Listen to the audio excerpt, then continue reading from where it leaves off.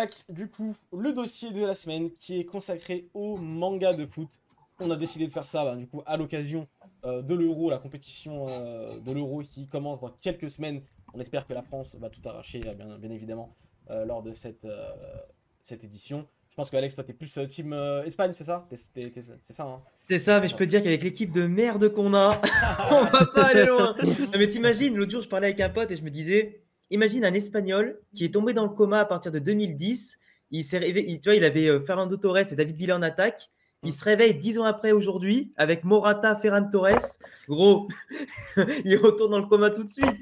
C'est pas possible. Non, mais on a une équipe, franchement, je te le dis, si on passe les huitièmes et les quarts, c'est un miracle. Et pour moi, la France, j'en ai pas encore fait une vidéo sur ma chaîne foot, mais pour moi, la France, c'est l'ultime favori cette année parce qu'il n'y a pas de concurrence. Pour moi, les autres équipes, elles ne sont pas en place. Les 11 types, ils ne font pas peur par rapport à la France. Surtout avec le retour de Benzema. Et le Noébé, Merci, le meilleur. Merci. Non, mais en vrai, la France, sur le papier, ils sont monstrueux. Et juste Benzema, en un match, sans automatisme avec les autres, il a tout fait. Moi, je te dis, la France, honnêtement, ça me ferait chier. Mais ils vont gagner. Je te le dis, ils vont gagner. Et je vais entendre plein de potes qui vont se foutre de ma gueule. Tu vas voir, ça va être terrible. Eh bien écoute, on est là aujourd'hui pour parler du coup de manga de foot. Bah voilà, on est dans le team manga show. Il y a un gros event autour du football. On s'est dit que c'était l'occasion, notamment aussi via la sortie de titres comme Aoashi chez Mangetsu et chez Bullock chez Pika. On s'est dit voilà, c'est le moment ou jamais de parler de foot. Du coup, je voudrais d'abord qu'on commence par parler peut-être du foot au Japon, avant de parler du manga de manga de foot. Est-ce que le foot c'est un sport un peu fort au Japon? On sait que le baseball c'est le sport national là-bas, quoi. Il y a le sumo aussi qui est dans notre style très prisé, les arts martiaux. Mais est-ce que le foot c'est quelque chose vraiment d'important au Japon? Bah, c'est assez particulier. Aujourd'hui, oui, c'est quand même un sport important au Japon. Mais fut un temps, c'était pas forcément le cas. Aujourd'hui, bon, l'équipe nationale japonaise est plutôt bien installée. Il y a la J-League depuis maintenant un peu plus d'une vingtaine d'années, peut-être 30 même. Donc voilà, aujourd'hui, oui. Mais à l'époque, c'était pas forcément le cas. À l'époque même dont on va parler assez rapidement, hein, c'était pas non plus, par exemple, on parle souvent d'Inoue et de son slam dunk pour le basket. On n'était pas là non plus. Le basket, c'était encore moins populaire, mais voilà. Le foot, ça se cherchait, on va dire, au Japon, avant que le monstre arrive un peu, quoi. C'est clairement ça, on va parler du premier monstre très bientôt et je pense que vous devinez de quoi on va parler. Mais justement, les mangas, ce qui est cool, c'est que tu as différentes façons d'aborder un sujet.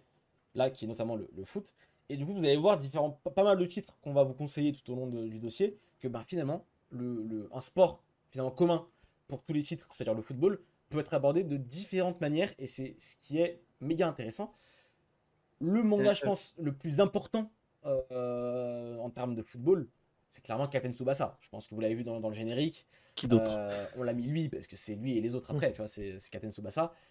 C'est quoi votre rapport déjà un petit peu vous à Captain Tsubasa? On va peut-être laisser d'abord la parole à Alexandre. Comment tu as découvert ce manga ou cet animé là? Je pense que tu as peut-être découvert d'abord avec l'animé Olive et Tom, bien sûr, tout le monde, sur Midi les Zouzous, France 5. Exactement, mais, mais qui c'est qui a pas découvert avec ça? C'était franchement à l'époque, c'était même frustrant parce que je pense qu'une anecdote que toi-même tu dois avoir vécu comme tout le monde qui a des Midi les Zouzous. Le match était tellement long, tu commençais la semaine le lundi avec le début du match, tu devais attendre le vendredi pour finir le match. Et du coup, tu avais cette attente et tout ça. Mais en vrai, que ce soit l'ambiance, le générique qui te reste en tête, les personnages, etc. Captain Tsubasa, finalement, ça a marqué une génération et même encore aujourd'hui. Et l'animé 2018, moi personnellement, même si je connaissais déjà l'histoire, il m'a mis une claque, mais une claque avec les petits rajouts, les petits graphismes, l'ambiance. Et j'aurais bien aimé qu'il fasse la suite encore plus derrière. Mais ouais, Olive et Tom, je pense qu'on a tous fait dans la cour de récré des tentatives de tir du tigre, de tir de la feuille morte et tout ça. Et c'était ouf, tu vois. Après, moi, ça m'a toujours un petit peu aussi fait rire. Même quand j'étais plus petit, l'exagération qu'il y avait dans le manga, quand tu vois les gonzes qui exultent parce qu'ils ont fait 3 passes, parce qu'il a dribblé 2 mecs, parce que tu vois, c'est un peu exagéré de ouf, mais c'est un petit peu l'esprit japonais finalement. Ils ont japonisé le football et même shonenisé, si on peut dire ça comme ça. Et justement, je trouve que ce que tu disais tout à l'heure, c'est que le foot est abordé de différentes façons dans le manga. Et justement, les œuvres d'aujourd'hui, dont on parlera après, qui sont plus réalistes, bah du coup, ça a fait vraiment une grosse rupture avec la fantasy qu'on avait avant. Et moi, j'apprécie autant les deux styles, autant le côté fantasy, un peu le côté réaliste. Et c'est vrai que Tsubasa, il a marqué une époque. Et j'en parlais tout à l'heure, c'est vrai que c'est réussir à moderniser encore plus le football dans les mangas après Tsubasa, c'est fort quand même. Et ça montre que les auteurs d'aujourd'hui n'ont pas à envier forcément le talent de ceux d'avant et que vraiment, ils apportent une touche de fraîcheur qui est intéressante, quoi. Avant Et de j'adore parler ça. de ce qui a suivi Katen Tsubasa, c'est important aussi J'ai de de quoi rappeler. dire. Ouais, il y a déjà de quoi dire sur Katen Tsubasa, notamment du coup, que c'est un manga de Yoichi Takahashi qui a commencé en 81. Donc ça fait un petit moment maintenant qu'il est en place, sachant que le manga est toujours en cours. Voilà, pour ceux qui ne savent pas C'est forcément. ça. Je sais que vous êtes nombreux à peut-être pas le savoir, parce que c'est vrai que malheureusement les suites ne sont pas publiées en France. C'est un de mes plus gros regrets, je pense. Glénat, s'il vous plaît. Ouais, c'est pas un peu de Glénat vraiment. C'est compliqué. C'est très compliqué en termes de droit. Ouais, il y a un droit, ouais. Parce que dans le manga, vous savez, il y a des équipes officielles, t'as le Barça, t'as toutes les équipes, voilà, et c'est vrai que c'est un peu compliqué d'avoir les droits. Juventus, exactement. C'est d'autant plus compliqué qu'en fait, on peut pas juste, par exemple, dire oui, il joue à Barcelone, comme on pourrait faire dans certains cas, parce que notamment, le mec porte l'uniforme en fait intégralement. C'est-à-dire qu'il faudrait redessiner le manga, en fait, si vous voulez le sortir en France. Donc c'est assez mal barré. C'est clair. Donc voilà, c'est un manga qui a commencé du coup en 81 et qui est, je pense, on l'a dit, le manga le plus important en termes de manga de foot, même de sport en général. C'est un manga qui s'est exporté de fou malade. Extrêmement bien. Olive et Tom, vous connaissez tous Olive et Tom. On l'a tous vu, on l'a tous suivi. Et c'est ce qui fait aussi la force de ce titre-là. Non, plutôt, ma question c'est justement, quelles sont les forces de ce titre-là pour vous? Qu'est-ce qui fait que Captain Tsubasa a aussi bien marché dans le monde, au Japon certes, mais dans le monde, et qui aujourd'hui a encore des suites, il y a des jeux vidéo, très récemment il y a eu le jeu PS4 là, qui était sorti, il y a le jeu mobile qui est toujours très très haut en termes de score. C'est quoi un petit peu pour vous les points forts finalement de Captain Tsubasa et ce qui fait de ce titre un titre phare à ne pas manquer, Xela?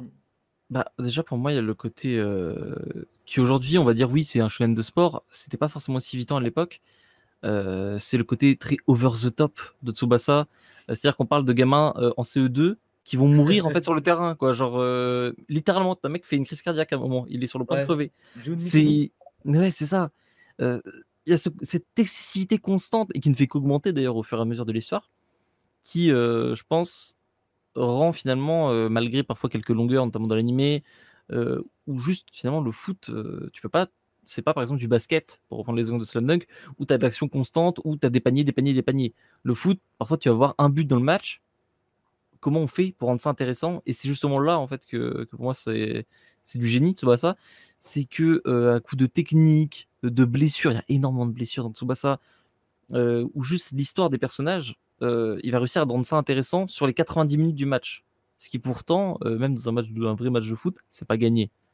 Et c'est ça, je trouve, qui vraiment, pour moi en tout cas, a le côté un peu coup de génie de Tsubasa, en plus de suivre ses personnages sur une très longue durée. C'est clair que D'accord. tu viens de dire, tu viens de terminer sur un truc très important pour Captain Tsubasa, c'est que on suit l'aventure de plusieurs personnages, d'ailleurs, pas que du personnage Oui. principal, sur une très longue période, Son ça va de carrière. leur enfance jusqu'à jouer pour le pays, quoi. Tu vois, ça va très très loin, et dans différents clubs très, très importants. Donc, Alex, toi, tu es plutôt d'accord avec ce que Xela vient de dire Je suis entièrement d'accord. Et en plus de ça, je rajouterais que, en fait, c'est comme il dit, c'est que l'excessivité, enfin, je sais pas si ça se dit en français, mais c'est vraiment le côté excessif qui, pour moi, a fait en sorte que Tsubasa soit le Dragon Ball du sport, si je peux exagérer comme ça. En mode, le gamin, il va sauter sur le poteau pour arrêter un ballon. L'autre, il va faire la catapulte finale avec son frère, ils vont se casser le dos en tombant tous les deux. L'autre, il va te faire une frappe du tigre de sa cage. L'autre, il va te répondre avec le tir de la feuille morte de l'autre côté en sautant sur son poteau. Le tir, tu sais, où Ben Baker et tout, il se tire comme ça. Là, ça fait le ballon qui tourne. Tu sais, c'est tout un pouce à l'extrême. Le gars, il se casse la jambe limite. Il fait un arrêt cardiaque, on s'en fout. Enfin, les stades remplis, ils sont en CE2. Parce que en vrai, les vrais CE2, ils se rentrent dedans toutes les 5 secondes. Ils savent pas jouer. Enfin, tu vois, c'est ce côté-là, je pense, qui fait aussi rêver les jeunes. Dans le sens qu'on ne se prenait pas la tête. Et même si, et par contre, il y a un truc que je trouvais qui était très fort, et je ne sais pas si vous partagez cet avis, c'est que l'auteur, il a réussi quand même à nous faire aimer un manga où globalement, tu avais un ou deux persos maximum intéressants par équipe. Quasiment. Genre, à part le Thomas Price, Ben Baker, Olivier, et ben dans tous les adversaires, tu n'en avais que deux, grand maximum, qui étaient développés et intéressants. Le reste, c'était un peu des figurants, tu vois. D'ailleurs, ça Et, se ressent beaucoup dans le dessin. Et c'est ça. T'as ceux qui sont mis en avant et tout. Et le reste, les faire valoir, mais si les pauvres ils sont là, c'est pas des plots, tu vois. Ben, ils se faisaient tous dribbler, ils servaient juste à tacler, etc., à se faire passer et servir de plots finalement. Mais en vrai, je trouve ça fou, moi, qu'avec 2 joueurs sur 11 de développer, putain, t'arrives à maintenir une intrigue, un scénario, un match intéressant. Parce qu'en plus, les matchs, comme tu dis, des fois ça peut finir à 1-0, mais dans Tsubasa, ça finit tout le temps 4-3, 3-2, etc. Et tu arrives à faire un match intéressant avec 5 protagonistes, quoi. C'est fou. Je trouve que l'esprit du sport, il n'est pas forcément bien traité dans Tsubasa, mais malgré tout, ils arrivent à te tenir en haleine depuis avec toutes les suites qu'il y a, c'est ouf. Enfin, en tant que footeux, moi je me dis, là aujourd'hui, avec le recul, Tsubasa, plus je découvre de mangas ou d'animés de sport, plus ça recule dans ma hiérarchie. Parce que finalement, le côté excessif, le côté un peu match ou l'équité, le sport et tout ça, ben, tu te rends compte que c'est pas bien respecté. Mais à l'époque, tu t'en foutais parce que c'était vraiment le côté shonen qui te faisait kiffer, quoi. Ouais, mais pourtant, t'es fan d'Inazuma Eleven, du coup, c'est pas très cohérent dans ce que tu dis. Ah, mais justement, non, mais justement, Attaque. justement, on va en parler parce que là, attends, là, tu m'attaques sur un point là. Inazuma, je fais un aparté. Inazuma, moi, ce qui me fait surkiffer, c'est le côté où ça va ramener toutes mes passions en une. Les RPG, les côtés un peu techniques, etc. Le football. Et c'était aussi un jeu vidéo, mais plus un jeu vidéo de base qui ensuite été adapté en animé. Donc forcément, tu mets tout ce que j'aime au même endroit. J'ai kiffé. Et Inazuma, c'est le genre de série, et je crois qu'on en parlait tout à l'heure dans une des news. Moi, il y a des séries que j'aime qui me permettent j'allais dire, il y en a certaines où je vais me concentrer à fond, comme Jujutsu Kaisen, etc. Non, pas Jujutsu Kaisen, mais genre des One Piece SNK, où je vais lire 3 fois le truc, etc., pour voir les couches de lecture. Et tu en as d'autres plus simples, comme Jujutsu ou Demon Slayer, je vais les regarder sans prendre la tête, tu vois. Et Inazuma, je l'ai connu au lycée. Et en fait, comme c'était le mélange de tout ce que je kiffais, et ben j'y joue et j'y regarde sans trop me prendre la tête au niveau de la cohérence. Parce que de l'incohérence, il y en a plein. Et encore plus dans les nouvelles séries avec Go, Chronostone, Galaxy et tout ça, et les nouvelles saisons. Mais vraiment, Inazuma, c'est zéro prise de tête. Après, le seul truc qui était. C'est aussi le mélange un peu enfantin. Puis après, derrière, on te remet des débats un petit peu plus sombres, tu vois, qui te ramènent un peu à la réalité. Et on te remet après le côté enfantin. Tu vois, tu ne savais pas sur quel pied danser avec Inazuma. Et même si j'en parle beaucoup sur ma chaîne, et j'en parle beaucoup sur les réseaux, c'est pas dans mon top 5 ni top 7 de mes animes de sport préférés, tu vois. Je kiffe, pas de problème.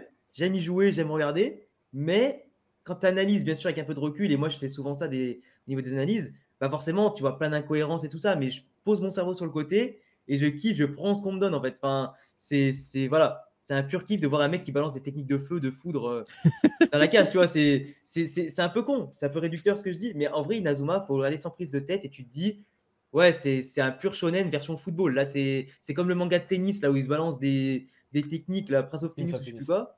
Bah, tu vois, c'est pareil. Moi, je me dis, c'est comme ça. C'est peut-être un kiff qu'on avait à l'époque, même quand des fois il y avait Mario Football et tout comme ça. Ça faisait penser un peu à ça, tu vois. C'est un petit peu le même délire, donc forcément, Mais après, Inazuma, comme je disais dans une vidéo qui parlait, en gros, pourquoi Inazuma, c'est pas que pour les enfants, parce qu'il y a tellement d'intrigues sombres derrière et tellement d'enjeux, en fait, que tu captes très vite. Et des fois, tu passes à côté quand tu es trop enfant. Finalement, il y a des choses très matures dans Inazuma. Tu as des développements de personnages qui sont cool. Juste le retour d'Axel Blaze, pour ceux qui ont peut-être la référence, contre l'Académie Alius. Mais c'est des genres d'action, ça te marque. Ça te marque, c'est des retours badass, c'est des apparitions, c'est des techniques, c'est le level up du personnage, c'est des trucs comme ça qui te marquent à vie. Et c'est comme Tsubasa. Tsubasa, pourquoi ça a marché? Parce que le gars s'est dit que plus je vais être dans l'excès, plus on va s'en rappeler. Et forcément, Inazuma, c'est un petit peu ça. C'est renouveler Tsubasa à sa sauce en mélangeant bien sûr tous les côtés. Comment on appelle ça? C'est le cross-média, c'est ça? Oui. Cross-média, quand tu fais jeux vidéo, etc. Il a trouvé tous les publics. Et c'est ça aussi qui a permis à Inazuma d'avoir une situation un peu pérenne sur les années, qui s'est écroulée bien sûr avec tous les problèmes de droits d'auteur, de localisation, tout le bordel, et sur son animé. Enfin voilà, je pourrais en parler pendant des heures, mais Inazuma, c'est pas dans mon top 10, mais c'est quand même une série qui m'a marqué pour plusieurs raisons, quoi. Et je pense que quand on s'y intéresse un peu plus, on voit la richesse de l'œuvre. Et c'est aussi ça qui est intéressant, c'est que des fois, il faut un peu plus creuser, prendre un peu de recul. Et enfin, Inazuma, c'est clair, c'est pas du Tsubasa, mais c'est bien aussi, quoi. Voilà. C'est clair que depuis tout à l'heure, là on a abordé par exemple, deux mangas de foot, deux animés de foot, de ce que vous voulez de foot, qui sont très dans la surenchère, très dans le super pouvoir, du tir, Du super tout ça, foot. du super foot. Et en fait, c'est souvent quelque chose que je vois de plus en plus que les gens reprochent, par exemple, à ces œuvres-là, précisément. Et pareil pour Prince of Tennis, tu vois, ce genre de choses. Et pour moi, c'est pas du tout un point faible. En fait, Bah non. c'est du manga, D'accord. c'est de l'animé. Je veux pas forcément voir un vrai match de foot en manga, tu vois. Bah bien sûr, c'est Tu vois, normal.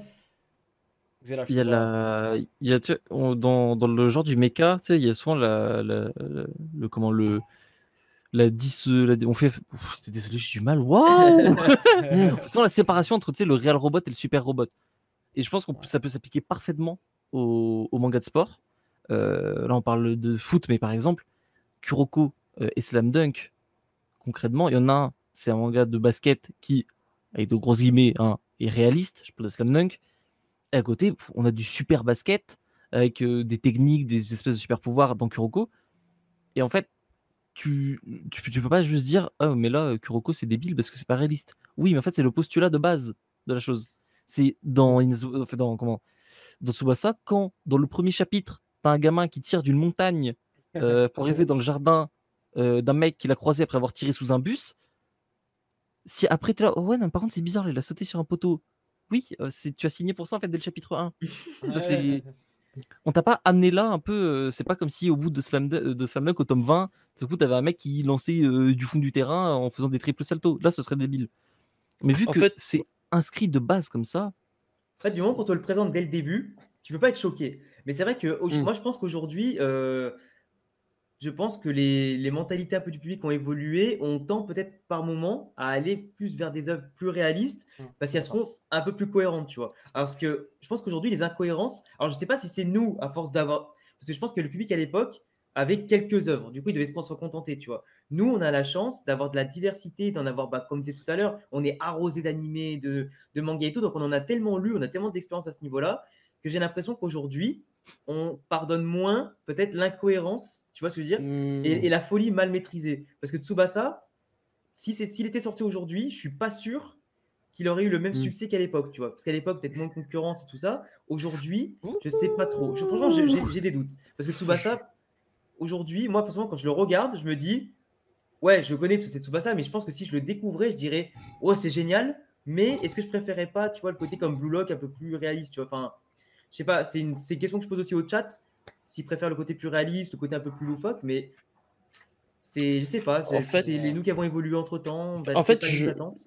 je comprends ton point de vue. Le mien est différent. C'est plus, je dirais, avec l'évolution du public, c'est-à-dire qu'il s'est élargi.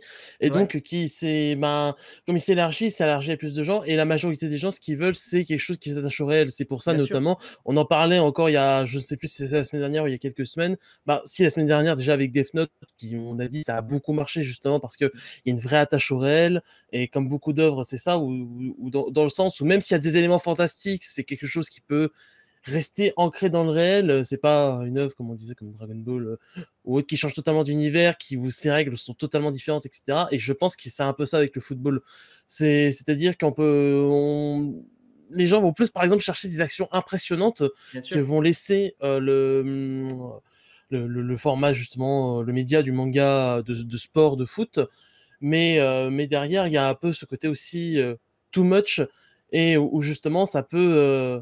C'est un peu ce qui est reproché aussi avec la Prince of Tennis, où ça peut limite être un côté nanar, entre guillemets, où tu as le côté où en mode c'est bon, frère.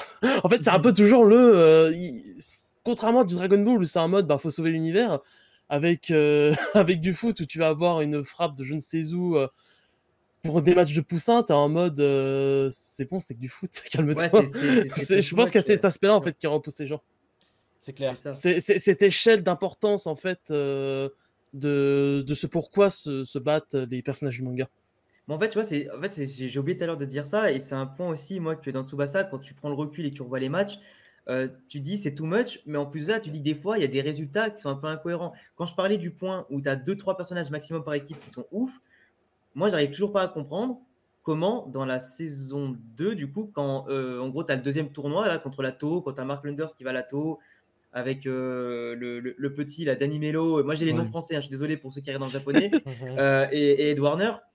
Comment, avec Ed Warner au cage, avec Danny Mello, le Brian qui est à côté, et Mark Lenders, comment Olivier, en étant le seul bon joueur sur le terrain, sans gardien Thomas Price, du coup, tu avais Alan qui était pas ouf, tu plus Ben Baker et ça. Comment ils ont fait pour arriver déjà en finale en ayant battu plein d'adversaires de ouf et en plus qu'ils fassent 4-4 en finale, quoi.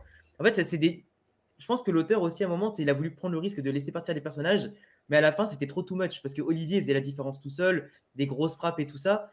Et c'est vrai qu'aujourd'hui, peut-être en grandissant, personnellement, je parle, mes attentes sont peut-être en mode, je cherche peut-être plus de cohérence aujourd'hui que de folie. Je sais pas si tu vois. Genre, si je veux de la folie, je vais peut-être aller voir des vrais shonen, mais en dehors du sport, que des choses qui m'attachent plus au rêve. Parce que le football, c'est tellement réaliste pour moi que du coup, une œuvre plus réaliste, ça m'intéresse plus avec des vrais termes techniques, la tactique, comme tu as dans Blue Lock et Awashi par exemple, que du fantasy, quoi.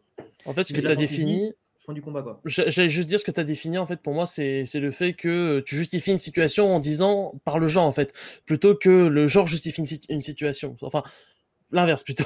Mais oui, tu te dis, ça fait ça, pourquoi? Parce que c'est un shonen, Exactement, et ouais. pas l'inverse. Effectivement, pour un petit peu conclure sur Captain Tsubasa, parce qu'il y a beaucoup d'autres titres dont on va parler, récemment chez Glénat, il y a eu la version Kids Dream là, qui est sortie. Oh, ça. Elle est Donc, magnifique. ça, je sais pas ce que vous en pensez. Je vois déjà que Zela, je crois, et Alex, ils sont pas d'accord, à mon avis. Je pense Alors. que Zela est d'accord avec ça. Mais c'est la version, on va dire, un petit peu chibi de Tsubasa. Après, j'ai pas lu, ouais. Moi, j'ai pas lu l'intérieur, mais j'ai juste vu la couverture. Mais après, l'intérieur, il est plus en chibi, ouais. Ouais, mais Pour moi, là, le problème est ailleurs. Il est où c'est ton... quoi le problème? Vas-y. Dis-moi. Je crois en plus, en vrai, on en a déjà parlé pas mal de fois, mais Captain Tsubasa est un shonen. C'est sorti, donc, comme je disais, en 91. Ça vise les gamins de 8 ans. Pourquoi vous faites une version qui vise les gamins de 8 ans d'un manga c'est déjà le public? Alors, si encore, en fait, c'était un côté un peu un remake, un truc un peu remis au goût du jour, notamment esthétiquement, parce que bon, Captain Tsubasa, C'est ça ça, a hein. pris En vrai, de l'âge. c'est pas lui qui est au dessin, hein. C'est un autre C'est pas lui dessinateur. qui est au dessin, mais le problème, c'est que là, comme tu l'as montré, c'est du chibi. On est plus proche de Dragon Ball SD finalement que vraiment Captain Tsubasa tome 1. Et pour moi, ça n'a pas vraiment d'intérêt. Par contre, ce que ça souligne, et je pense que ça, c'est un truc qui est important de parler pour Captain Tsubasa, c'est le plan Captain Tsubasa qui est mis en place actuellement en France, qui était un peu plus d'ailleurs mis en place ces dernières années, avec l'animé qui passait à la télé, avec une VF, tous les tomes qui ont été ressortis, avec les tomes à 3€. Kids Dream, ça fait évidemment partie d'un énorme plan commercial. Mais Il y a eu les collaborations avec l'équipe de France. Les collabs avec l'équipe de France. Il y a eu le jeu vidéo sur PS4 qui était vachement cool quand même, chez Bandai Namco. Il y a eu le jeu mobile qui explose tout le temps. Enfin, je vois plein de gens quand ils jouaient actuellement, c'est la folie. Donc oui, il y a clairement Tsubasa est plus vivant que jamais en 2021 quand même. Je trouve ça quand même fort d'avoir gardé une licence à ce niveau-là. Donc peut-être que Tsubasa aujourd'hui, c'est peut-être même plus une licence qu'une œuvre à part entière, tu vois, je pense aussi, tu vois. Je pense qu'il s'est imposé dans le cross-média, comme on disait tout à l'heure. Il a réussi à trouver sa place partout. Et autant en jouant sur la nostalgie de l'ancien public qui aujourd'hui a grandi et du coup a les moyens de s'investir dans un jeu mobile ou des consoles, et autant aussi satisfaire les nouveaux avec l'animé 2018 qui, je pense, en a mis plein la gueule autant aux anciens qu'aux nouveaux. Et c'est vrai que c'est une œuvre qui est pour moi intemporelle, et comme tu le dis, c'est incroyable. Quand 20-25 ans, ça reste encore là, quoi. Bah oui, et même clairement. Au sommet de plus que jamais, quoi. Clairement, et notamment aussi parce que tu parlais d'une licence, finalement plus d'une franchise qu'une œuvre. Tsubasa, quand ça s'est terminé, ça a vogué de magazine en magazine, de spin-off en spin-off, en suite de spin-off. Aujourd'hui, si je dis pas de bêtises, il y a le Captain Tsubasa Magazine qui existe. Ouais. C'est un truc de ouf, hein, vraiment. Captain Tsubasa, faut se rendre compte, il y a des spin-offs sur tous les personnages.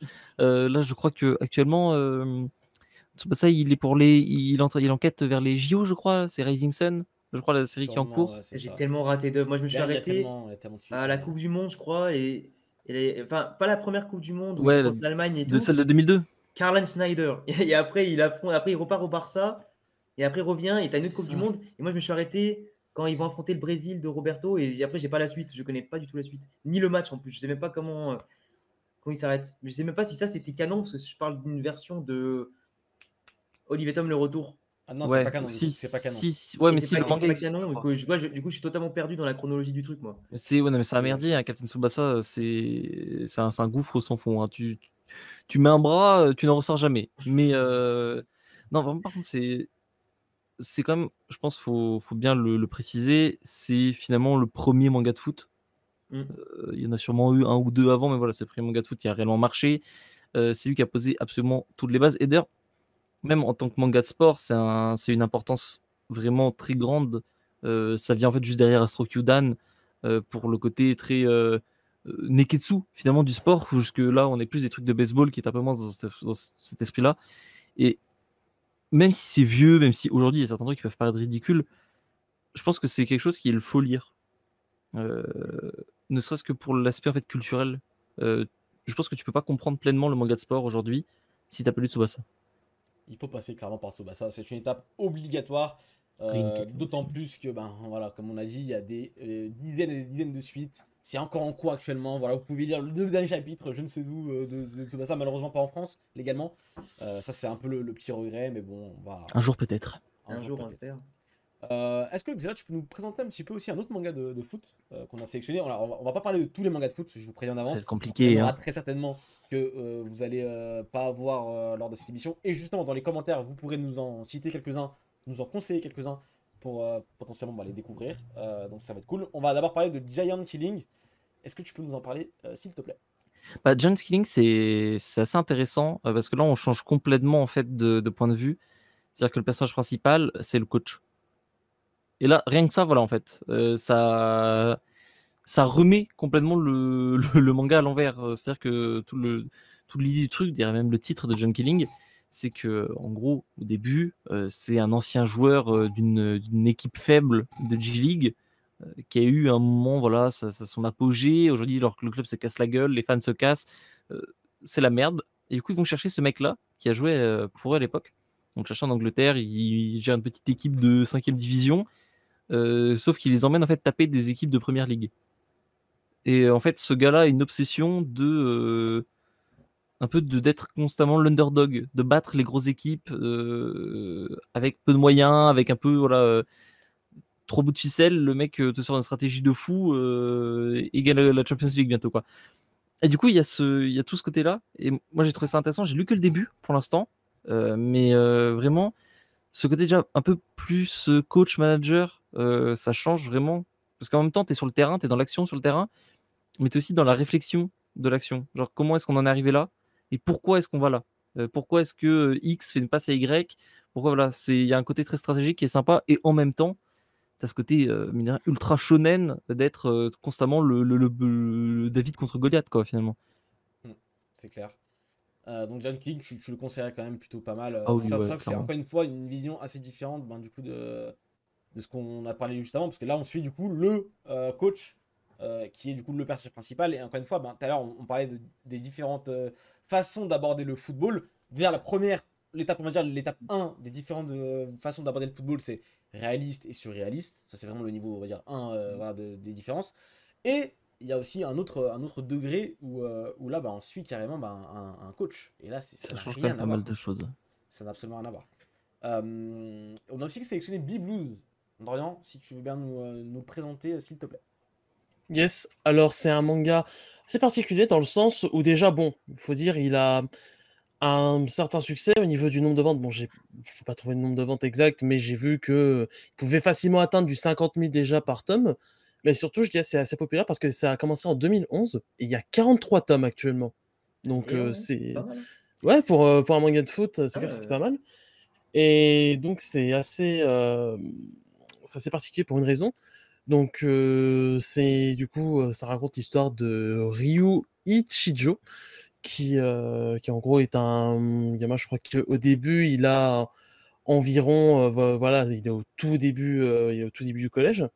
Et en fait, c'est un gamin petit prodige pour le coup, donc c'est un cadre de foot assez réaliste. Il n'y a pas vraiment de frappe de l'aigle, direction la montagne, on vit le Malais au passage. Donc c'est quelque chose d'assez réaliste. D'ailleurs, le style, on peut le voir un petit peu, mais enfin, plus d'un manga en lui-même, mais le style est assez rétro malgré qu'il soit de 2011. Et donc du coup, c'est un petit prodige, il rêve de devenir un membre de l'équipe de l'équipe nationale du Japon.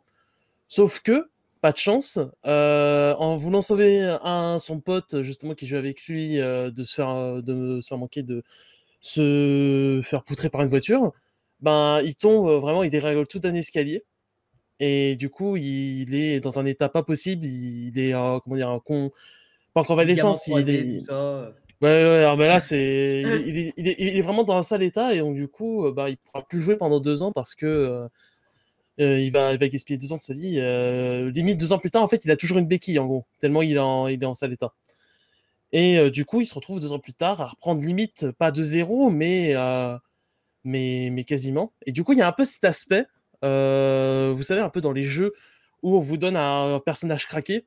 Et donc au début, vous faites généralement le tutoriel ou la première mission et Oui. on vous dit voilà ce qu'est le perso normalement. Et puis il perd tous ses pouvoirs d'un coup et vous retrouvez niveau 1. Bah, c'est un peu ça en fait, ce manga. Il y a un peu ce même fonctionnement.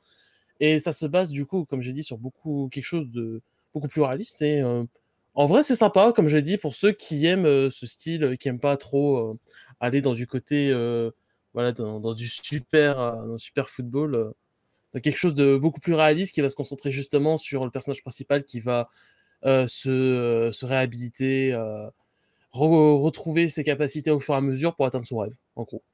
Voilà, ok. J'ai un petit truc, et d'ailleurs, ça m'a fait penser quand tu as parlé du nombre de tomes. Heavy Blues, ouais, c'est 43 tomes, je crois. Là, de ce dont je vous parlais tout à l'heure, Giant Killing, c'est 58 tomes. Globalement, en fait, les mangas de foot ont tendance à être très longs. Ouais, Pour une raison que j'ignore, je pense notamment parce qu'il y a beaucoup de paliers de progression. Finalement, tu sais, tu peux jouer dans ton ouais. collège.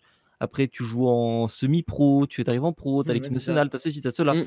Et du coup, ça offre en fait un sacré chemin finalement de progression. Et du coup, Bah, tu peux faire des séries très longues. Mais est-ce que c'est pas un peu ça le problème aussi? Parce que B-Blues, ouais, c'est pas édité. Giant Killing, ouais. c'est pas édité. D'autres mangas dont on parlait tout à l'heure ne sont pas édités. Et Aoashi, on n'y croyait plus avant que ça arrive. Donc, c'est chez Mangetsu. Donc, est-ce que c'est pas un peu là aussi peut-être un souci du genre où, vu que Hmm. c'est excessivement je long, toutes les séries. pense. C'est pas l'édité Blues, justement. Mais parce que justement, il y a un bon exemple par rapport à ça, c'est que le tome 1, c'est un match. Voilà, c'est. Ah oui, Enfin, quand même. comment dire, il y a d'autres trucs qui se passent, mais concrètement, le tome 1, il y a un match où c'est limite tout le tome, en gros. Bah, d'autant plus qu'en vrai, bah, c'est d'ordre public maintenant que les mangas de sport, ça marche pas si bien que ça en France. Et Mm, c'est clair que ben, se lancer dans une série comme ça qui fait tant de tomes, c'est un vrai risque en tant qu'éditeur.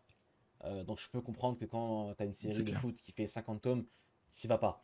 Tu t'y réfléchis à deux fois avant d'y penser. Et on va en parler justement parce que Awashi et Blue Lock bah, justement font un peu l'exception, même s'ils sont pas encore aussi longs, mais risquent de le devenir peut-être dans un futur.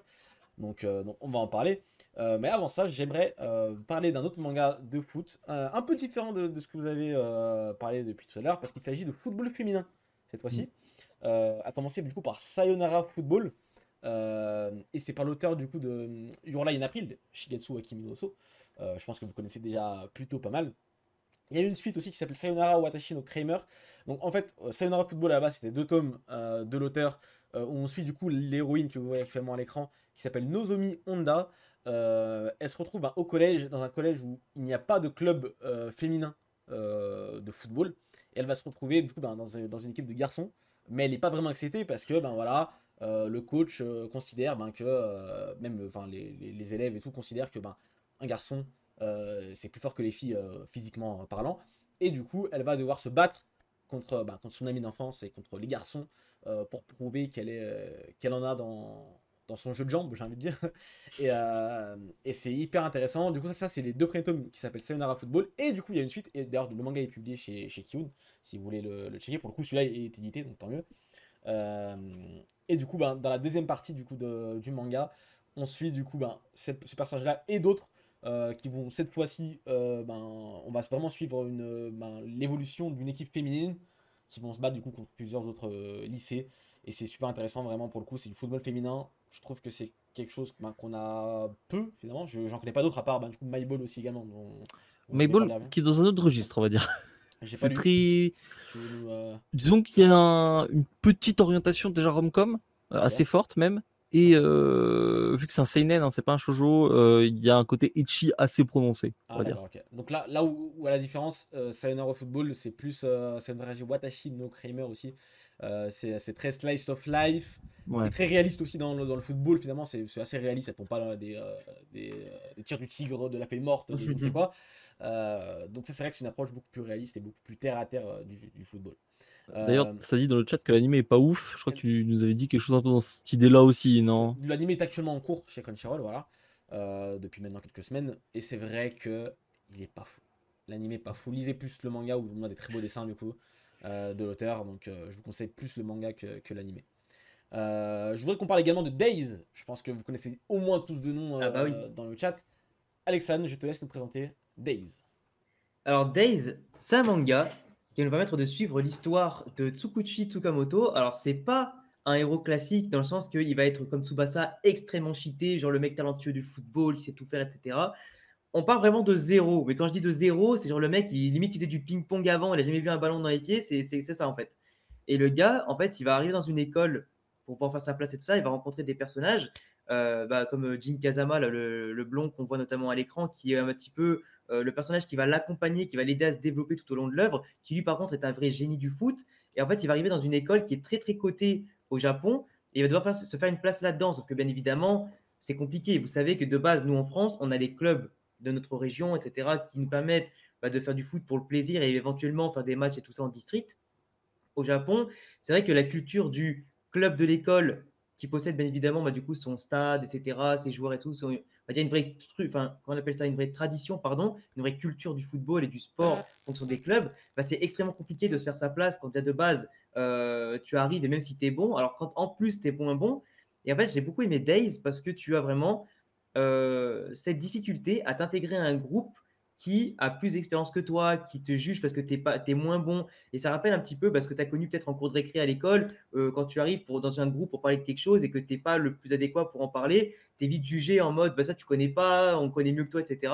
C'est un peu la même chose que j'ai ressenti dans Days, mais pour le football, où là tu as vraiment de l'empathie pour le personnage principal qui n'est pas bon, mais qui va faire son mieux pour progresser en fait. Il n'est pas technique, il n'a pas de notion tactique, il ne sait même pas faire une touche, c'est vraiment le néant quoi.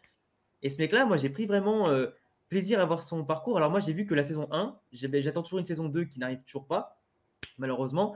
Mais c'est vrai que voir un personnage qui n'est pas bon et qui progresse, je ne sais pas pourquoi, ça m'a touché. Alors, forcément, moi, je fais du foot depuis que je suis petit, depuis que j'ai 4 ans, j'en ai 25 ans. Et donc forcément, ça me touche un peu de voir des gens qui débutent et qui progressent et qui font tout. Et pour moi, Days, c'est vraiment la culture de l'effort. Tu vois, c'est combler peut-être le manque de talent et d'expérience que tu as en apportant une nouvelle vision du foot, comme lui peut apporter, en courant partout, en essayant de combler ses lacunes, en se donnant à 300-400%. Et c'est aussi ça qui est ouf parce qu'il va essayer d'impressionner finalement autant ses coéquipiers que l'adversaire en fait. Et c'est fou parce qu'il se démarque par son abnégation. Et moi, je trouve ça incroyable. Franchement, lisez Days pour toutes les valeurs du sport qu'il y a dedans. Je pourrais en parler pendant des heures, mais vraiment, c'est incroyable. C'est une autre vision du foot. C'est une autre vision du foot. Et comme quoi, on peut partir du niveau 0 et grimper à son rythme, mais on peut y arriver et ça, c'est beau. D'ailleurs, il y a Days qui fait son retour dans le Weekend Magazine là, la semaine prochaine, dans 3 jours, du coup, mercredi, avec un spin-off Days Fragment qui fera 9 chapitres. Donc d'ailleurs, c'est marrant parce que ça ferait qu'il y aura deux mangas de foot dans le Shonen Mag en même temps, avec Blue Lock, dont on va parler tout à l'heure.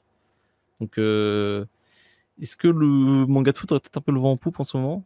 Avec l'euro qui arrive, je pense. L'euro, le Japon, non, tu vas me dire, il n'y a pas d'euro. Mais la Coupe du Monde aussi, la Coupe du Monde qui arrive bientôt, effectivement, ça peut aider. C'est vrai que j'ai l'impression qu'aussi que vraiment le foot, ça plaît de plus en plus aux Japonais, j'ai l'impression.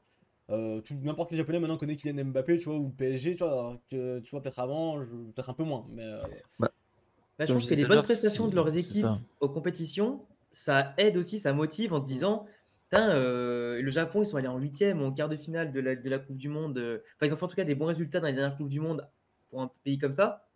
Et je pense que ça motive. Parce que je crois qu'en 2018, ils ont perdu 3-2 contre la Belgique, alors qu'ils menaient 2-0. La Belgique, ils ont fait un comeback de ouf en gagnant 3-2 à la dernière seconde. Franchement, quand tu vois que ton pays a tenu tête à une demi-finaliste, qui est quand même la Belgique, qui est quand même fort au foot depuis quelques temps, qui a un bon groupe depuis quelques années, tu dis forcément ça va motiver les jeunes à se donner 3 fois plus. Et moi, je trouve que leur système là, de club à l'école, mais j'aurais trop aimé qu'on ait ça en France. Représenter ton collège, ton école au tournoi national, etc. Ça, j'aurais trop kiffé. Plus que faire du foot pour ma région ou pour ma ville, tu vois. Et je trouve ça trop bien. Je trouve que ça accentue trop le côté solidarité et tout. Et ça crée une implication en fait. Quoi. Mais clairement. Parce que du coup, t'es plus tenté. Tu vois, genre imagine, déjà t'es pas au courant en France. que l'équipe locale. Peut-être que là, la ville où vous habitez, peut-être que l'équipe locale des moins de 16 ans est qualifiée pour la finale, vous n'êtes pas au courant en fait. Ah, mais c'est ça. Tu vois ce que je veux dire Là où en fait ils ont créé en fait un espèce de ce qu'on pourrait qualifier un peu de tissu associatif, mais finalement c'est un tissu très local en fait, notamment à travers la télévision, la radio, qui est très local aussi au Japon, qui aide en fait la diffusion de tous ces trucs, tu vois. Donc forcément toi tu es dans un collège ou tu as été dans un collège, dans un lycée, si demain il y a ton pote qui joue, bah forcément tu vas aller le voir, tu vois. Et du coup bah, je pense que ça fait ce truc qu'en France on a effectivement pas, on n'a pas ce côté un peu extrascolaire à l'école. Et Ouais, du coup, c'est bon, pas aussi bien cru. du coup, voilà, on a parlé pas mal de Days, qui est plutôt une œuvre que tu recommandes, Alex, je suppose. À 1000%. Euh, C'est vraiment touchant. C'est vraiment touchant comme truc et je recommande. C'est une autre vision du football et moi je pense que c'est une vision. Tu vois, on parlait de Tsubasa comme quoi il faut le lire. Moi, Days, je trouve que pour les personnes qui même ne connaissent rien au foot, vous allez vous reconnaître dans le personnage principal et c'est une manière peut-être aussi de s'introduire dans le football. Et c'est une belle œuvre, hein. Franchement, j'aime bien le parti pris de l'auteur. c'est clair. On va pouvoir parler aussi des deux œuvres qui viennent de sortir actuellement en France il y a quelques jours de cela maintenant. Il s'agit bien évidemment de Aoashi et de Blue Lock. Alexandre, tu as cité le match du Japon face à la Belgique en Coupe du Monde. On remercie Bien la sûr. Belgique d'avoir écrasé le Japon parce que ça a donné naissance à Blue Lock indirectement. Un peu, ouais, bien sûr que ouais. En plus, Parce que c'est vrai. le Bon. postulat de départ, c'est justement que comment créer la meilleure équipe japonaise de football pour pouvoir battre le monde entier. Et ça part du postulat aussi du fait que le Japon a perdu contre la Belgique c'était en huitième de finale du coup de Coupe du Monde. Ça aurait fait rêver quand même à Japon-France. Et du coup, ils vont essayer de créer la meilleure équipe possible en créant le Blue Lock. Le Blue Lock, c'est une sorte d'entraînement, de camp d'entraînement où ils vont rester enfermés dedans et s'entraîner jour et nuit, se battre les uns contre les autres pour être le meilleur attaquant. Une sorte de battle royale, techniquement, on peut le dire, du manga. C'est une façon très intéressante, je trouve, d'aborder le manga dans le sens où, vous le savez, le foot, c'est un manga d'équipe. C'est un sport d'équipe, excusez-moi. C'est un manga d'équipe aussi. C'est un manga d'équipe, mais un sport d'équipe. Et là, on a un aspect très individualiste du manga. C'est même tout le propos du manga, quelque part. C'est d'être le meilleur individuellement pour créer la meilleure équipe à la fin, tu vois. Blue Lock, qu'est-ce que vous avez pensé, vous, concrètement, avec ces deux premiers tomes, du coup, si vous êtes plus loin aussi dans l'apparition japonaise, mais en tout cas, les deux premiers tomes qui sont sortis chez Pika il y a quelques jours maintenant. Qu'est-ce que vous en avez pensé? Dorian, je vais te laisser peut-être un petit peu la parole sur Blue Lock. Bah ouais, comme tu as dit, en fait, c'est étonnant parce que tu as ce côté toujours limite un peu niais de ce côté du l'esprit d'équipe, c'est important, machin, etc. Là, ça dit, là, ça dit l'équipe, je lui pisse à la gueule. Blue Lock, c'est ça qui te dit. Où tu as l'entraîneur, justement, Ego, je crois qu'il s'appelle. Ego, justement, qui est vraiment. Qui est l'homme. Qui est. D'une certaine façon, qui est un connard, hein, quand même. C'est. je vais dire les termes. Mais il le fait justement pour le bien de l'équipe où le postulat de base, c'est toujours vraiment que tout tourne autour du buteur. La star, c'est le buteur. Les grandes actions des matchs, ceux qui ont renversé les matchs, c'est toujours les buteurs sur une grande action, sur un individualisme. Le manga cite même plusieurs fois des grands buteurs de l'histoire et une citation où il disait concrètement faites l'individualiste, c'est bien, concrètement. Et ça tourne un peu ça tourne tout un peu autour de ça et c'est vrai que c'est vraiment d'une certaine façon c'est rafraîchissant. C'est rafraîchissant cet aspect. Et bon, par contre, je dirais juste une réserve, parce que pour le coup, j'ai bien kiffé et je vais continuer à lire. Mais je dirais juste une réserve avec quelques petits trucs que j'ai vus. J'ai l'impression que Blue Lock va faire un petit peu too much des fois, mais je vais voir. J'ai l'impression, sur certains trucs que j'ai vus, rapidos passer, j'ai l'impression qu'il va partir un peu sur du too much. Parce que bon là j'ai envie de dire bon c'est du too much, mais c'est du too much, j'ai envie de dire justifié. Enfin même le manga le sait quoi. C'est à partir du moment où même le manga le sait. Je pense aux journalistes des fois où ils sont en mode vous avez pas honte de juste dire de foutre la vie dans l'air de 299 enfants pour en tirer un et le mettre en équipe nationale. mais j'ai l'impression que ça va vraiment sur du too much un peu non assumé par moment. Je vais voir. Parce que Alors, là, tu viens de dire, je vais te donner la parole juste après Xela, tu viens de dire quelque chose ouais. d'intéressant que je n'ai pas dit dans le postulat de départ également, c'est qu'il y a 300 du coup, joueurs qui sont enfermés dans le Blue Lock pour pouvoir potentiellement devenir le meilleur attaquant, enfin l'attaquant officiel de l'équipe nationale, de l'équipe de foot japonaise. Cependant, ceux qui perdent ne pourront jamais accéder à l'équipe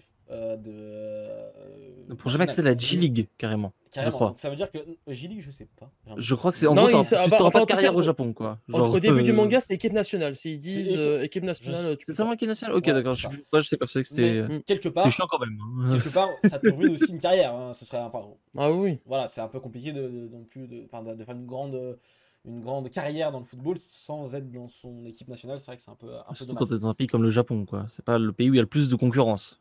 Effectivement. Du coup, Zéla, excuse-moi, je t'ai coupé la parole, je te la redonne. Qu'est-ce que tu voulais nous dire? Bah, tout à l'heure, Alex, tu disais que tu aimais bien le côté plus réaliste de Blue Lock. Et là, il y a Dorian maintenant qui nous dit que est-ce que ça part pas un peu en couille par la suite? Pour moi, Blue Lock, c'est peut-être même encore plus dans le super foot que Tsubasa.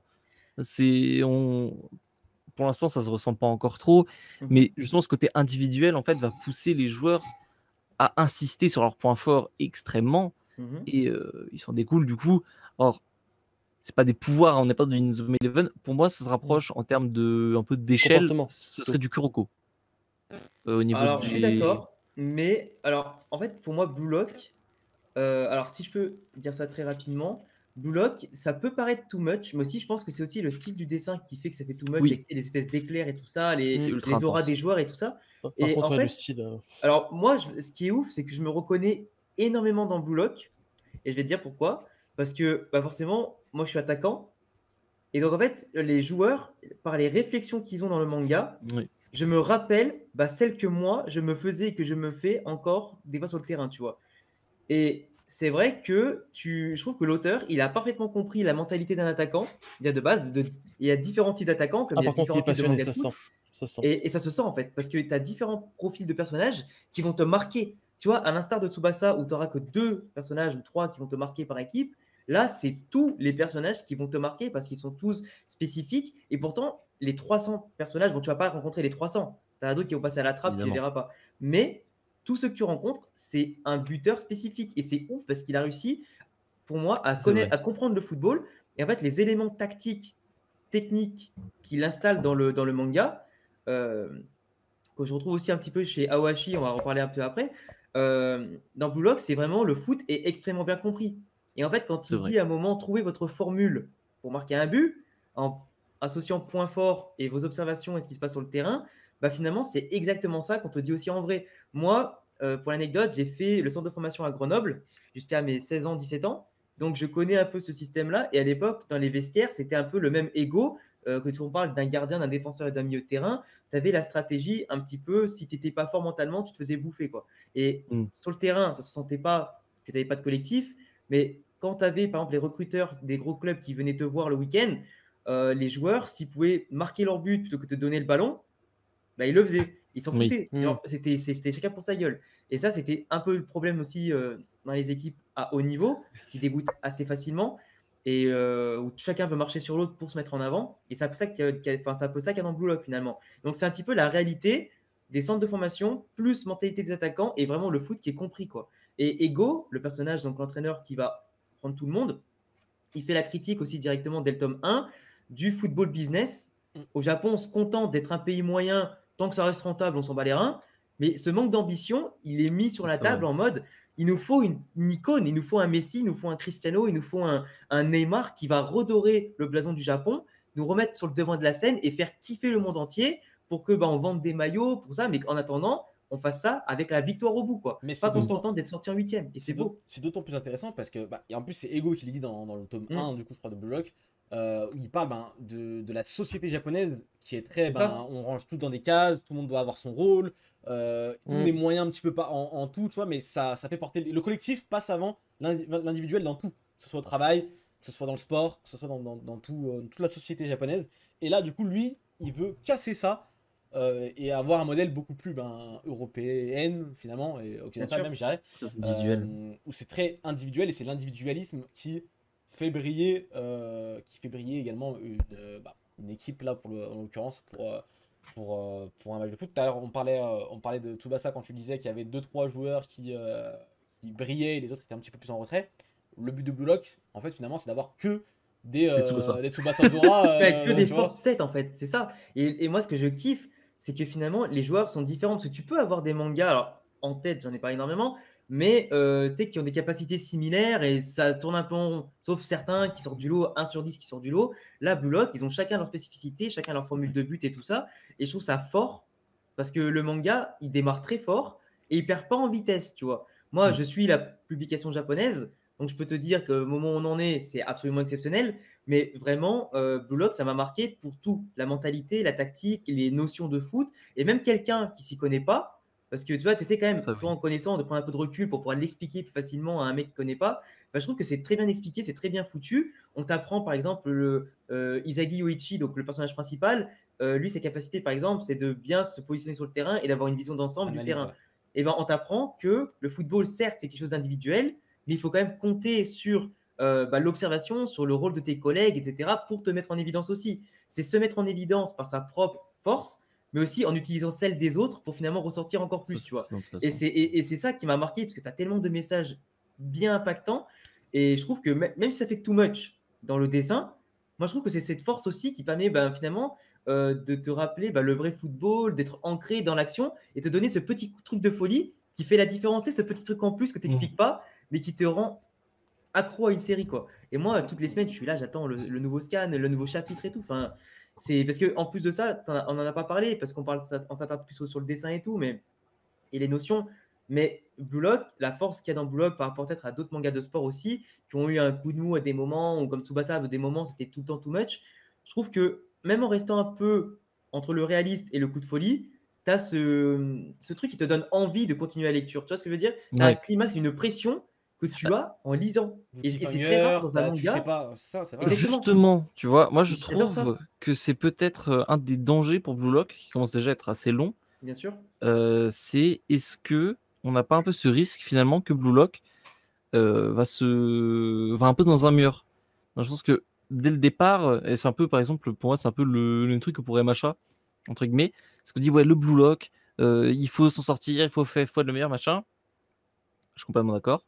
C'est intéressant. Et d'ailleurs, le manga commence à s'en détacher dans l'apparition japonaise. Mais il y a un moment, qu'est-ce qu'il se passe derrière? Parce que si c'est juste valider le Blue Lock, donc tu as un personnage qui arrive et à la fin il fait bon putain, je suis le meilleur attaquant du Japon. Rideau? Je suppose que non. Ce serait pas très intéressant. Non. Et du coup, c'est ça. Moi, c'est un peu ça qui m'empêche entre guillemets de m'impliquer pleinement dans Blue Lock. C'est le manque un peu de projection que je peux avoir, tu vois. Parce qu'on te dit, tu sais, il y a ce côté, ouais, tu veux devenir le meilleur attaquant du Japon, alors que de base, en plus, le mec ne veut pas spécialement devenir le meilleur attaquant du Japon, il veut juste jouer au foot. Il aimerait bien juste avoir un petit truc un peu cool. Ça l'attrape, ça lui dit, on va niquer ta carrière. C'est ça. Et maintenant, imaginez. On va où, tu vois? Par exemple, moi, j'ai lu que les 2 premiers tomes. Moi, je n'ai pas du tout suivi ce qu'il y a après.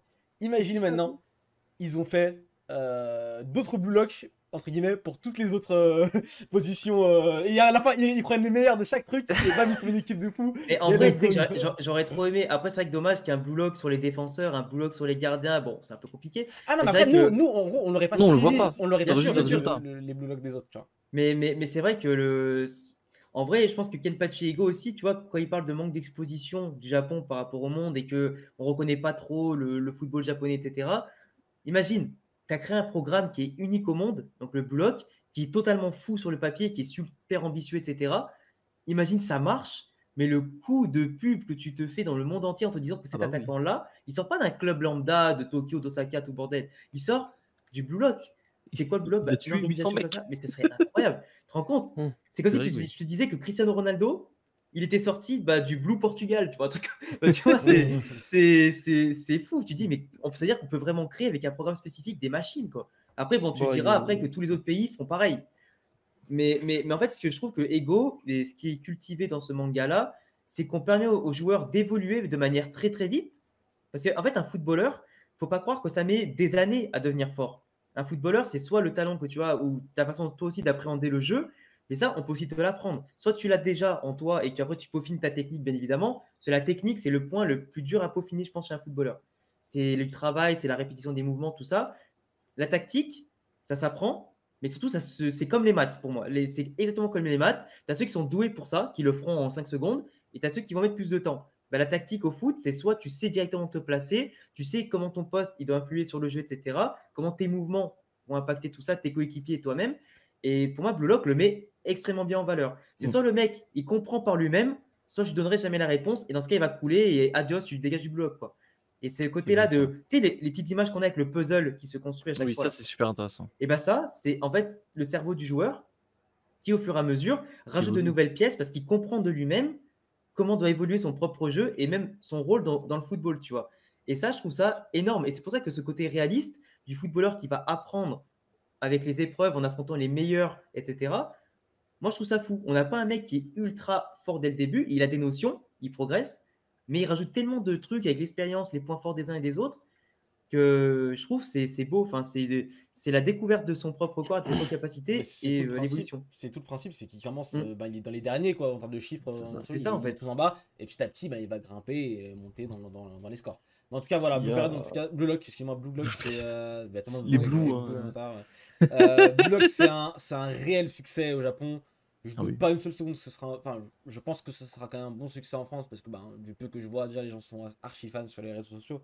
Et franchement, au début, avant de le lire, j'avais peut-être une petite appréhension dans le sens où je me dis, est-ce que ça va pas être ça un peu le même un a priori, on peut le dire. Ouais, ça va pas être un petit peu le cours. Moi, je suis pas très fan de Kuroko, par exemple, tu vois, pour diverses raisons que je vais pas étaler aujourd'hui, c'est pas le lieu ni le moment. Attends, il y a quelqu'un dans le chat qui dit peut-être qu'à la fin, l'auteur va montrer que Blue Lock, c'est pas une bonne méthode et finir par le pouvoir de l'amitié. Alors, juste rapidement pour répondre, si fait ça, je pleure. Pour rebondir là-dessus, je trouve que le personnage principal est l'antithèse du Blue Lock en fait. C'est-à-dire que tout son jeu, toutes ses techniques sont basées sur en fait le placement des autres, la prise en compte des autres. C'est pas un mec qui court tout droit et qui tire fort, tu vois. En fait, il y a un point que j'ai peut-être pas dit. En fait, comme tu disais aussi, Ilias, par rapport à Kuroko, je suis vite fait un léger parallèle. Kuroko, le problème, c'est qu'on te passe trop de temps à te parler des techniques de la génération miracle et tout le bordel et des tirs un peu spécifiques et tout ça. Et il y a des fois des petits moments tactiques, mais c'est un peu léger. Et c'est un petit peu ça, moi aussi, dans Kuroko, même si j'adore, qui m'a un peu rebuté. Je suis pas un grand fan de basket de base, enfin, j'aime bien la NBA et tout ça, mais j'aurais bien aimé peut-être un peu plus de notions tactiques, etc. C'est des vrais trucs.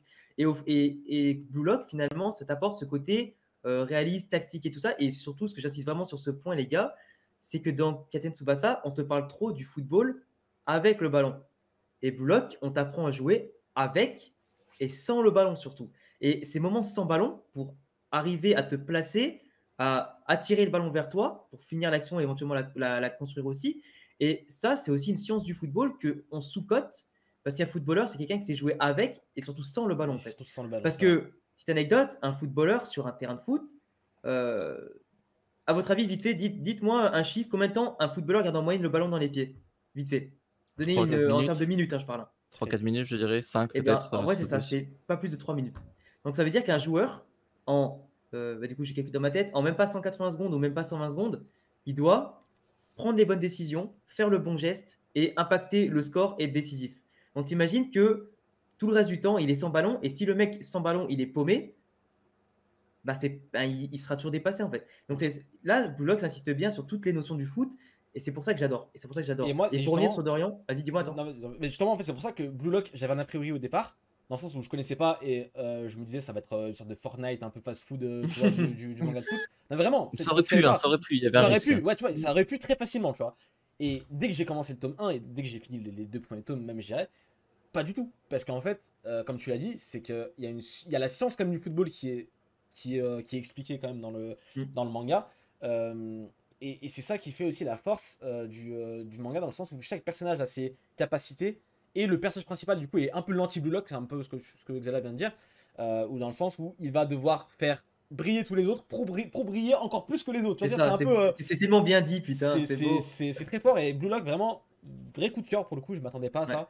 Et je vous recommande vivement. On va quand même passer au suivant, parce qu'on va rester 3 heures sur Blue Lock. Et certes, on aurait pu faire une émission complète sur Blue Lock, mais pas que, parce qu'il y a aussi un autre titre qui est sorti quasiment en même temps et qui vaut aussi carrément le coup d'œil. Et Alexandre nous le montre, c'est Aohashi. Aohashi qui vient de sortir du coup chez Mangetsu, qui est un peu le fer de lance de Mangetsu. Et je comprends maintenant Pépite. pourquoi. Je comprends pourquoi, parce que je vous explique rapidement aussi le postulat de départ. On suit du coup Ashito, le jeune homme que vous voyez actuellement sur les couvertures, qui dès le début il est en match, c'est un match très décisif pour le tournoi de son collège. À ce moment-là, c'est quasiment la finale, je crois, ou la demi-finale, un truc comme ça. Sauf qu'il nous fait une zizou. Il nous fait une zizou parce qu'il met un coup de tête à un mec adversaire qui avait qui avait cherché aussi un petit peu la bagarre. À le pousser à bout parce que en fait c'était le seul joueur de son équipe à pousser vraiment à pouvoir gagner, quoi, à pouvoir vraiment mener son Il équipe à portait la le victoire. truc. Exactement, clairement à lui tout seul. Donc si tu le sortais, tu gagnais, quoi, entre guillemets. Et l'adversaire l'avait vite compris et il a fait en sorte de le sortir. Donc le postulat de départ, c'est que d'ailleurs référence aussi également peut-être à Kazen Tsubasa, parce que pour moi j'ai oublié le nom du personnage, le joueur, le grand joueur là, j'ai oublié son nom. C'est un peu Qui ça Roberto. Ashito Non, le Ah grand non, oui, non, joueur. ok, oui, non, oui, l'entraîneur. bah oui. C'est un Oui, il y peu a clairement l'ancien footballeur pro qui a eu un problème dans sa carrière, qui n'avait pas eu la carrière qu'il aurait pu avoir, qu'il souhaitait avoir, et qui va essayer de faire vivre son rêve à travers un gamin. Exactement, c'est ça. C'est Roberto. C'est totalement une référence. D'ailleurs, aussi, rapidement, sur Blue Lock, je l'avais Même pas sa dit, je voulais le dire, dégaine. c'est que Blue Lock aussi, le mec est très fan de foot et ça se voit, mais il est aussi très fan de manga. Et il y a plein de références à plein de mangas différentes tout au long en tout cas, des deux premiers tomes. Donc voilà, c'est vrai que c'est quelque chose que je voulais dire et j'ai oublié. Bon, bref, on revient Beaucoup sur de Aoshi. flin. Ouais, il y a aussi une ref à One Piece, hein. Enfin bref, il y a plein d'autres mangas. Il y a aussi une ref à Kazen Tsubasa, en fait. C'est pour ça que j'y repense. Quand un des personnages dit pour moi, le ballon n'est pas mon ami, tu vois. J'ai oublié le nom du personnage. Je crois que c'est non, pas Bajo. Quelque chose. Bref. Le Bajo personnage. Je crois que ça s'appelle Baggio. Bajo, c'est ça, hein. Bref. Ouais, je crois. Voilà, fin de la parenthèse, on revient sur Aohashi. Et du coup, ce joueur-là, grand joueur qui a joué dans des grands clubs à travers le monde, qui a du coup vu sa carrière très vite tomber à l'eau, va retourner au Japon et va créer la meilleure équipe de U18 de l'histoire du Japon pour pouvoir ensuite les mener en équipe professionnelle et détruire, aller dans les plus grands clubs. Il cite Manchester, Barça, etc. Donc très intéressant parce qu'il va du coup, Ashito va du coup passer l'examen pour rentrer dans cette équipe de 18 et il va faire la rencontre de plein de personnages. Il va se passer des choses, je vais pas tout vous raconter dans le détail, mais là aussi c'est un aspect très réaliste aussi un petit peu du football. Qu'est-ce que vous avez pensé vous un petit peu de ces deux premiers tomes de Aohashi? Je vais donner la parole à Xela. Moi, j'ai bien aimé un truc qui finalement n'a pas forcément grand-chose à voir avec le foot en direct, en même temps si. C'est l'aspect social de Aohashi qui est très marqué. Il y a un immense mépris à un moment pour la situation du joueur qui vient d'une famille pauvre. Et puis c'est aussi un peu ce côté, le football comme ascenseur social que tu retrouves beaucoup, notamment en Amérique du Sud et même aujourd'hui en France. Quand tu es un gamin, tu viens d'une famille pauvre, si t'es pas très bon à l'école, ta chance c'est peut-être d'aller taper dans le ballon et il y a un élu sur 100 millions qui va commencer à faire énormément de fric. Et ce côté justement un peu social et finalement très, très dur du manga, tu sens qu'il en chie, il est talentueux, mais c'est pas non plus un génie. Tout ce côté un peu gamin qui mérite plus que ce qu'il a, un peu. Tu vois, En fait, c'est typiquement, c'est un truc qui existe vraiment dans la vie. Je pense qu'Alexandre, tu vas pouvoir nous le dire, parce que tu as fait du foot étant plus jeune, mais très souvent, genre, il y a des gamins qui, dans leur ville, leurs petits patelins sont archi forts et c'est les mecs les plus forts de leur ville et ils se croient vraiment, demain c'est Mbappé, quoi, tu vois. Sauf qu'en fait, il se rend compte que dès qu'il arrive dans une équipe plus forte ou en tout cas qui monte à la capitale, et là, pour le cas de Hachito, il va monter à la capitale et il va se rendre compte que, merde, t'as des mecs en face qui sont archi forts et bien plus forts peut-être que lui. Et ça va être très compliqué pour la suite, tu vois, c'est quelque chose qui, je pense, des fois ça peut briser un mental. Moi, il y a un truc qui m'a marqué et ça m'a fait tout de suite percuter tout à l'heure quand je lisais le tome 1 du coup. Le personnage, il a un ego de malade en mode, tu sais, on aurait dit franchement si ce personnage-là il allait à Blue Lock, j'aurais dit ça m'étonne même pas, tu vois, rien que comment il pense, donnez-moi la balle, il dit à l'entraînement quand il arrive dans son club actuel, il dit la tactique, c'est moi. C'est moi la tactique, okay. Donc vous donnez le ballon, je m'occupe, vous faites ça, vous défendez, moi je m'occupe de marquer des buts, pas de problème. Donc le mec se la pète trop dans son petit club de campagne. Et en fait, moi ce qui m'a choqué et qui m'a vraiment interpellé dès le début, c'est que le mec, tu vois, il fait genre, il est trop fort et tout, il croit qu'il a trop de talent, etc. Mais dès qu'il voit donc l'entraîneur en question, qui lui propose un exercice, et c'est pas un exercice compliqué parce qu'il lui propose simplement de tirer dans un mur, tu sais, comme le jeu du mur que tu fais avec tes potes, et quand tu réceptionnes le ballon, de faire un contrôle orienté et de foutre le ballon dans un cerceau. Je veux dire, ça, c'est le b.a.-ba du foot. Donc, tu sais que le mec n'a seul que, et tu as moins d'estime pour lui en termes de talent de foot parce qu'il se dit, je me la pète, mais finalement, un geste simple comme le contrôle orienté, je sais pas faire. Et tu vois, le mec, il tryhard pendant des heures, etc., pour l'apprendre. Et tu dis, mais en fait, ça te remet à niveau, finalement, par rapport à d'autres héros qui, eux, sont forts dès le début. Bah, tu vois que finalement, tu peux être meilleur que des autres, mais manquer même les b.a.-ba, tu les as pas, tu vois. Et je trouve que ça le remet vraiment à sa place en tant que joueur qui a un ego, mais qui doit revenir un peu sur terre et qui va progresser au fur et à mesure et en se calmant un petit peu. Et là, c'est un petit peu ce qu'on a dans le tome 1, quand il va voir, enfin au tome 2, ouais, tome 1 et 2, quand il va affronter les mecs de Tokyo et qu'il va se dire, j'ai fait un peu le mariole là. Genre, les mecs sont bien meilleurs que moi. Moi, j'ai galéré à faire un contrôle orienté, j'ai fait ça toute la nuit pour apprendre à en faire un. Et eux, ils te font des trucs, sombrero, tout le bordel, il a enchaîné 3 frappes et tout. Tu sais, c'est le retour brutal à la réalité. Et c'est aussi ça, le côté de la sélection. Quand on a déjà fait, moi j'en avais déjà fait aussi, des sélections comme ça. Et la concurrence, elle est rude. Tu peux pas te permettre de rater le moindre geste, d'être moins bon que l'autre, tu vois. Et quand tu es pris, tu es trop content. Après, quand à celle d'après, tu as été tellement confiant qu'après tu fais un peu de la merde et tu n'es pas pris, bah là, le retour, il est brutal. Et encore plus au Japon, où le football et le sport, c'est comme le travail, c'est ultra concurrentiel. Et ben, on te fait clairement comprendre que si tu n'es pas à un certain âge dans un gros club ou une grosse équipe de ton lycée ou quoi, c'est plus la peine. Ben, tu ne pourras pas rêver. En France, c'est pareil. Enfin, c'est un peu pareil. En France, si on te dit qu'à tes 18 ans, tu n'es pas déjà dans un centre de formation comme l'Olympique Lyonnais, etc., tu n'as aucune chance de percer. Parce que même les mecs dans ces équipes-là, tu n'en as que un dans tout le groupe, voire deux qui vont percer, tu vois, au niveau. Et au Japon et trucs comme ça, c'est même encore pire. Donc, si vraiment tu ne franchis pas l'étape de te montrer au niveau national avec l'école ou dans un grand club, c'est foutu. Donc, c'est pour ça que tu te dis l'écart de niveau, finalement, quand le héros se rend compte de ses lacunes par rapport à tout ce que l'adversaire a, bah c'était trop bien. Je me suis dit, bah là, on va pas partir avec un héros cheaté, mais avec un héros qui va se construire, qui va peut-être prendre un peu de recul sur lui-même en se disant, tout ce que j'ai prouvé avant, bah maintenant, ce sera encore tout à prouver maintenant, tu vois. Et c'est trop bien. J'adore. C'est clair. C'est vraiment deux visions du foot. Blue Lock et Awashi. Totalement. Je trouve que ça se complète parfaitement. Exactement. C'est qu'en fait, les deux titres, et c'est trop cool en fait qu'ils soient sortis en même temps parce que tu t'en rends compte vraiment d'autant plus, c'est que les deux titres n'ont absolument rien à voir. Du côté de Blue Lock, on a, comme j'ai dit tout à l'heure, c'est très individualiste. On essaie d'être le meilleur dans son domaine, on se bat contre d'autres attaquants. C'est une sorte de battle royale pour être le meilleur. Awashi, très vite, c'est un sport d'équipe. C'est un sport d'équipe et l'équipe passe avant tout. Et notamment dans un moment dans l'examen des U18, ils doivent créer une équipe à la va-vite, alors qu'ils se connaissent pas. Et ils vont devoir battre du coup une vraie équipe en face d'eux qui eux se connaissent déjà mieux que ça, tu vois. Et c'est ça qui est fort dans le manga, c'est que il y a plusieurs moments dans le manga où il explique un petit peu la tactique footballistique via les petites pièces, tu sais, avec des petites pièces, et il les met, il fait des petits schémas comme ça, et ça marche super bien. D'autant plus que les personnages qu'on voit jusqu'à maintenant, ils sont tous pour le coup attachants, je trouve. Ashito plus que les autres, parce que c'est le héros, et on va le suivre, notamment son histoire avec sa maman et son frère qui économise pendant des mois et des mois pour pouvoir lui payer le train.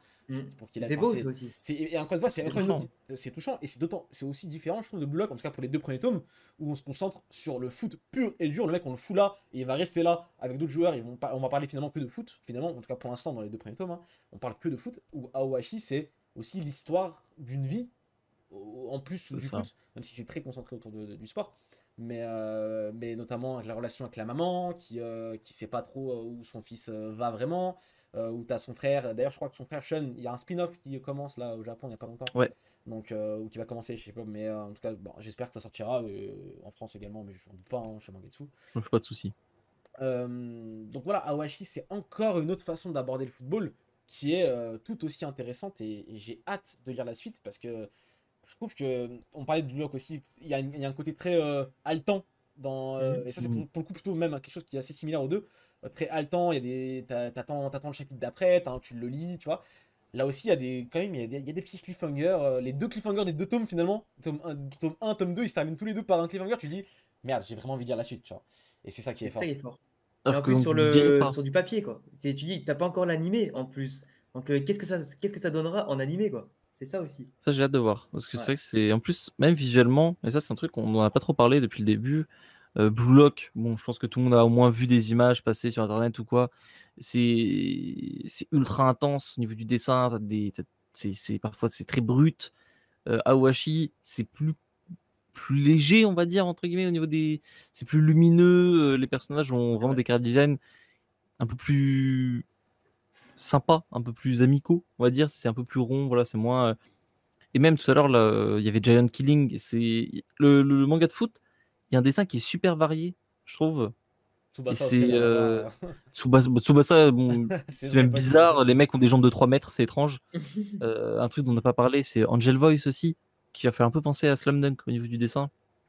Où, voilà, qui a un délire un peu à la Rookies, où c'est des voyous qui sont dans une équipe de foot.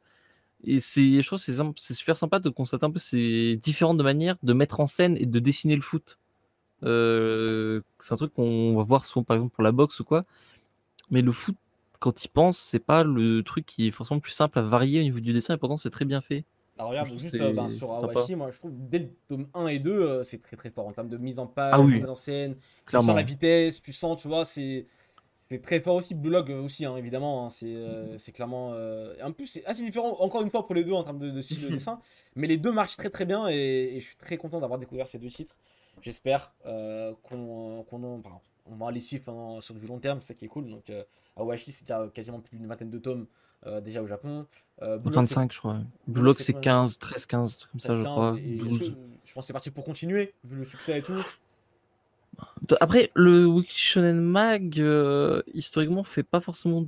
Alors, déjà, ne coupe pas trop ses séries, donc ça, on est plutôt serein de ce côté-là. Aime bien les séries très longues. On parlait de Days tout à l'heure, 42 tomes, c'est dans le Shonen Mag. Mais il n'y a pas trop ce délire non plus de forcer les trucs à rallonge. Donc, moi, en fait, c'est pour moi un des gros enjeux de Blue Lock, c'est on t'a parlé de Coupe du Monde au début, est-ce qu'on va y aller?